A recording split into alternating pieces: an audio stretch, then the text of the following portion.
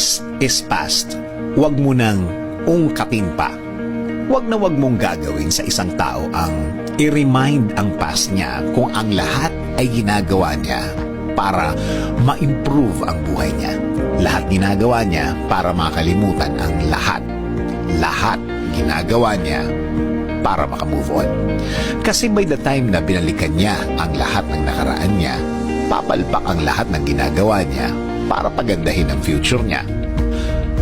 Madidiskaril, masisira, mababad trip. Minsan, isang banggit mo lang sa nakaraan, bumabalik na sa kanya ang lahat. Natuthrowback na ang lahat. Nararamdaman na naman niya ang sakit nun. Naaalala na naman niya ang mga taong nanakit sa kanya.